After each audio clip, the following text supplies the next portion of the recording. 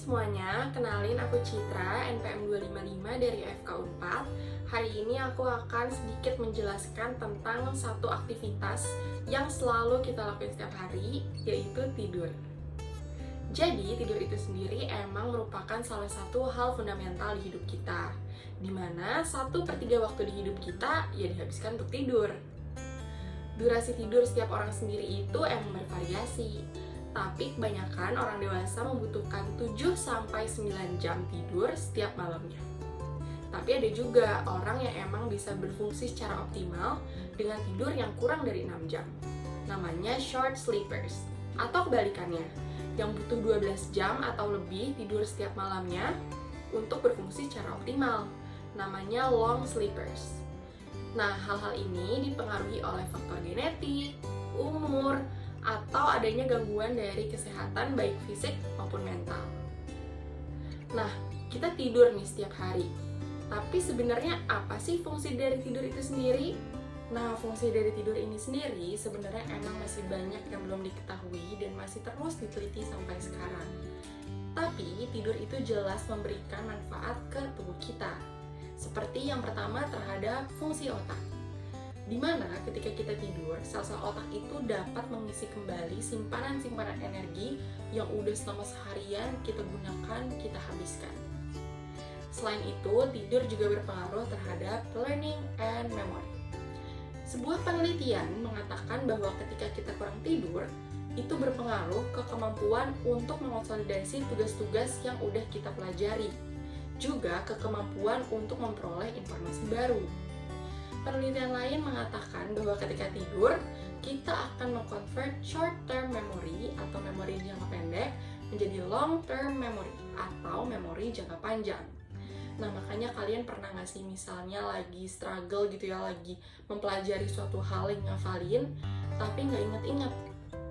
Malah setelah bangun ternyata jadi lebih hafal. Pernah nggak?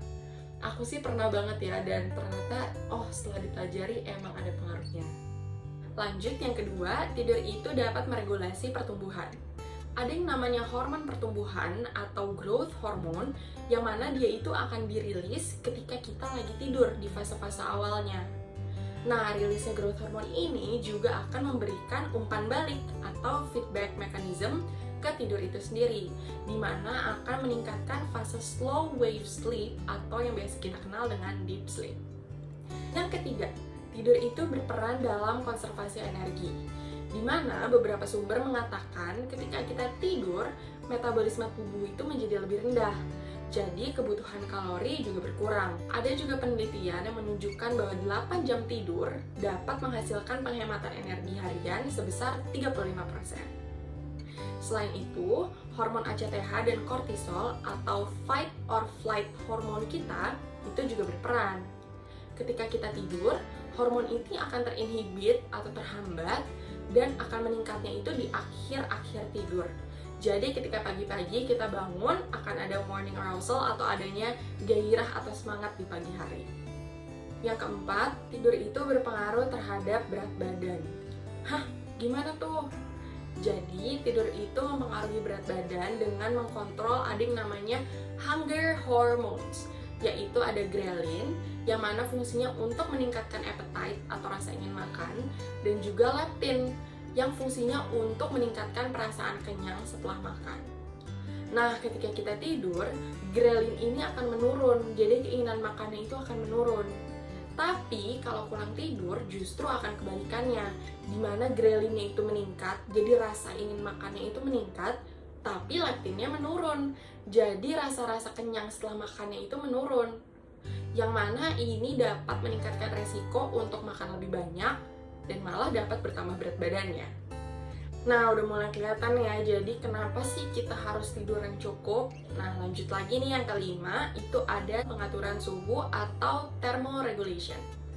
Dimana ketika tidur, temperatur di otak dan di tubuh kita itu akan diturunkan atau di down regulation. Selain itu, biasanya nih tubuh kita itu akan beradaptasi dengan suhu melalui sweating atau berkeringat atau dengan cara menggigil. Nah, tapi ketika tidur, kemampuan itu akan menurun. Jadi, kalian suka nggak misalnya nih, sebelum tidur ngerasa kedinginan, jadi pakai selimut. bangun-bangun selimutnya udah kemana-mana, udah nggak ada di badan kita, karena kita akan ngerasa kegerahan. Yang keenam, tidur itu berpengaruh terhadap mental health, dimana di bagian otak ini ada yang fungsinya untuk mengatur emosi, namanya amigdala. Amigdala ini berperan dalam fear response atau respon terhadap rasa takut. Nah, ketika kita tidurnya cukup, amigdala ini jadi lebih adaptif nih ketika dia merespons suatu keadaan. Tapi kalau tidurnya kurang, malah responnya berlebihan atau overreact. Nah, makanya gangguan-gangguan mental itu biasanya erat kaitannya dengan kurang tidur. Either kurang tidurnya yang menyebabkan gangguan mental, atau gangguan mental yang memicu adanya gangguan tidur. Selanjutnya, yang ketujuh, tidur itu berpengaruh terhadap immune system. Nah, ketika kita tidur, tubuh itu akan membuat protein-protein yang fungsinya melawan infeksi dan inflamasi. Contohnya ada sitokin dan juga ada beberapa imun-imun sel lain. That's why kenapa kalau kita lagi sakit atau lagi stres, tidur itu sangat penting dan membantu. Nah, dari manfaat-manfaat yang udah aku sebutin tadi, seringkali kurang tidur itu dikaitkan dengan meningkatnya beberapa risiko penyakit. Tadi udah sempat disebut ada gangguan mental. Terus bisa juga ada obesitas, diabetes, hipertensi, atau penyakit jantung. Nah, tapi jangan salah, tidur juga jangan kelebihan. Karena kelebihan tidur juga efeknya nggak baik ke tubuh, bisa juga meningkatkan risiko penyakit seperti kekurangan tidur. Bisa obesitas, bisa diabetes. Selain itu, beberapa orang juga kalau kurang tidur akan sakit kepala atau sakit punggung, back pain. Nah, jadi udah tahu manfaat-manfaatnya dari tidur apa aja dan pentingnya kita tidur cukup setiap harinya. Sekarang aku akan jelasin tips-tips untuk tidur yang lebih baik atau biasa kita sebut dengan sleep hygiene. Ada do and don'ts-nya nih. Dari do-nya dulu. Yang pertama, ciptakan jam tidur yang teratur. Jadi kita harus punya waktu yang tetap untuk tidur dan juga untuk bangun. Jadi tidur jam berapa, bangun jam berapa, itu harus teratur. Yang kedua, kalau lapar, makanlah camilan ringan sebelum tidur. Ingat, camilan ringan ya, bukan makan makanan berat. Yang ketiga, kita juga harus menciptakan jam olahraga yang teratur. Dan jangan olahraga tepat sebelum tidur. Karena yang keempat, kita itu harus memberikan waktu tubuh kita untuk beristirahat sebelum tidur sekitar 30 menit sampai 1 jam. Yang kelima, tidur siang. Tidur siang itu baik karena kita bisa meregain energi-energi, tapi ingat, kebanyakan tidur siang juga nggak baik karena malah nantinya akan ngeganggu ke tidur malamnya kita. Yang keenam, kita harus menciptakan kondisi kamar yang sejuk, yang tenang, juga yang gelap. Kenapa? Karena cahaya itu akan mengganggu light-dark cycle di tubuh kita. Dimana kalau malam harusnya itu kan gelap, tapi karena ada cahaya, jadi keseimbangan itu akan terganggu. Terus ada juga hormon melatonin yang mana dia itu akan dirilisnya dengan rangsangan gelap. Lanjut ke don'ts-nya. Yang pertama, jangan melakukan kegiatan di tempat tidur. Jadi jangan kita misalnya makan, belajar, membaca, atau malah olahraga di tempat tidur. Karena kita harus mengasosiasikan kasur dengan tidur. Yang kedua, jangan minum kopi di malam hari, jangan merokok jika kita tidak bisa tidur. Dan yang terakhir, jangan mengkonsumsi alkohol untuk membantu tidur. Nah, itu tadi beberapa kegiatan-kegiatan yang bisa dilakuin untuk meningkatkan tidur kita menjadi lebih baik. Dan kalau bisa dilakuin ya. Tapi selain kualitas tidur nih, menurut American Sleep Association, ada juga hal lain yang mempengaruhi tidur, yaitu sleep satisfaction atau kepuasan terhadap tidur.